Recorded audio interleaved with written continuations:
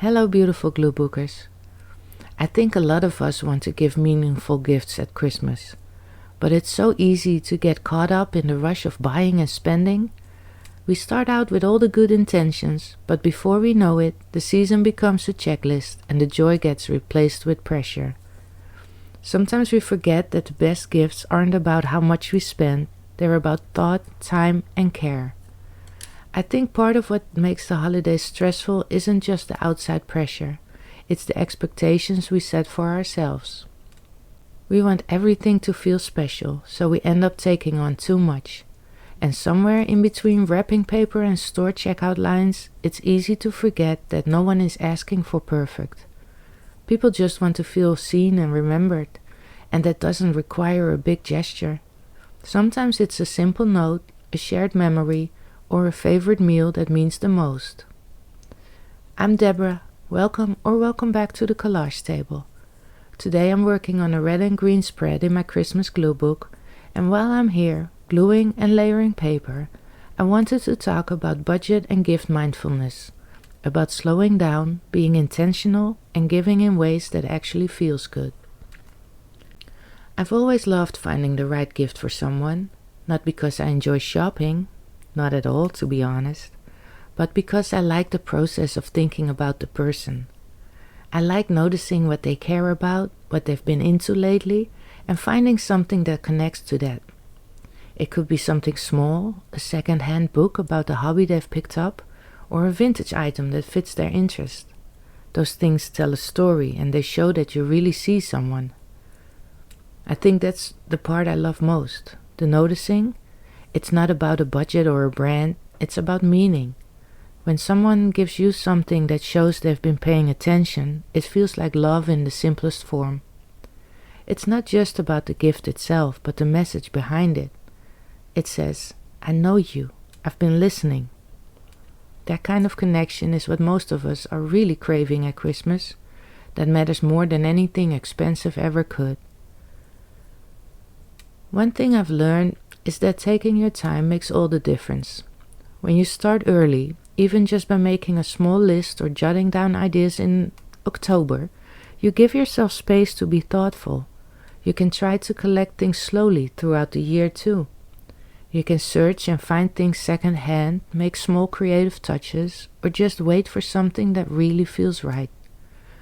You're not stuck panic buying something overpriced and impersonal because it's the week before Christmas and you still need a few gifts.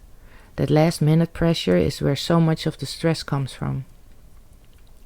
We tell ourselves we have to find something, and that urgency usually leads to spending more than we wanted to on something no one really needs. You will tell yourself, next year I'll start earlier. And trust me, it makes such a difference. If you slow down and give yourself time, it becomes enjoyable again. There's no rush, no forced overspending, just space to choose thoughtfully. And that shift makes the holidays calmer and a lot more enjoyable. You can then wander a thrift shop, browse local markets, or just take note what would make someone smile. And I think there's something really grounding about that. I believe not every gift has to be new. In fact, I love giving things that have a bit of age or character to them. A book with an old inscription, a vintage kitchen tin, or a toy that reminds someone of their childhood. It's a way of passing stories along, not just stuff. It's funny how the smallest gifts sometimes end up meaning the most.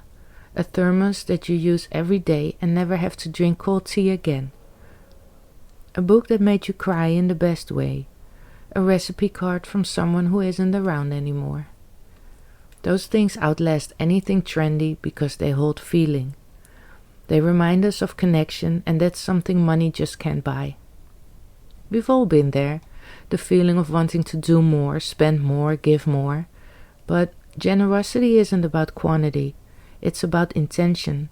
And when you focus on that, it's easier to stay grounded and calm in a season that often pushes the opposite. And I think there's something to be said for being grateful that we can give, even in small ways. Not everyone is in that position, and sometimes realizing that a small act, a message, a cup of coffee, a handmade card can mean more than we know.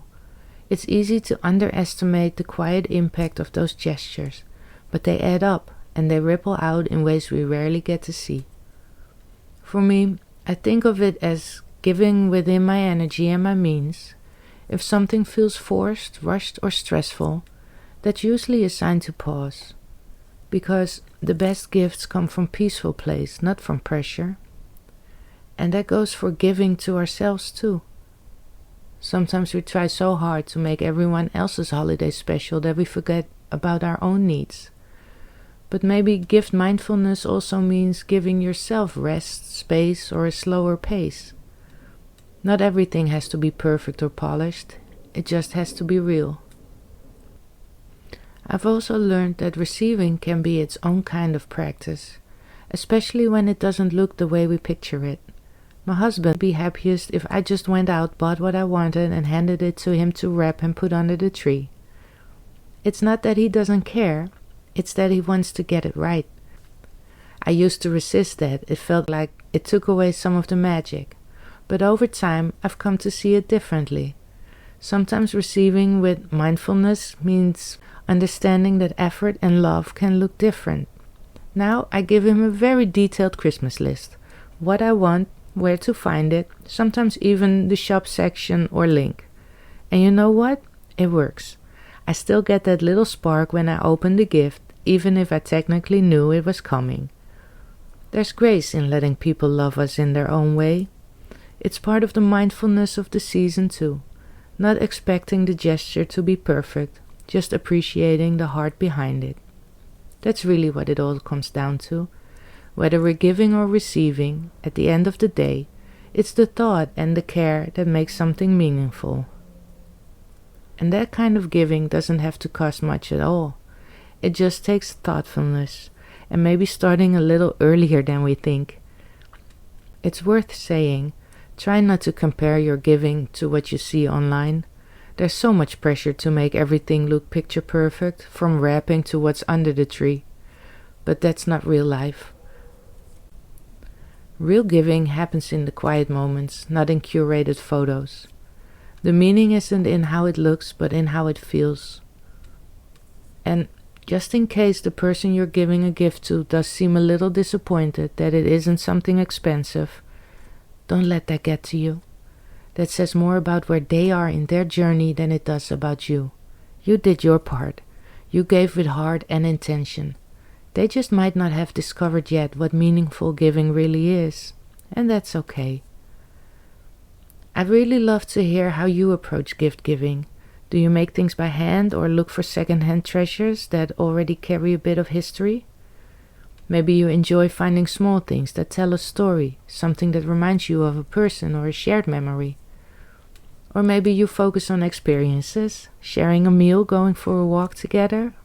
However you do it, I'd love to know what meaningful gift giving looks like for you. So, if you feel like sharing, leave me a comment. I always enjoy reading your stories and perspectives. And if you don't have anything to say here, just leave me a yellow heart so I know you're here. This December I'm trying something a little different. I'll be sharing a video every day until Christmas, and then I'll be taking some time off. I hope you'll join me along the way, and if you haven't already, like and subscribe to be notified when a new video goes up. If you want more Christmas gluebooking videos, I'm starting a special Christmas playlist. For now, thank you for watching, happy holidays, until next time, bye.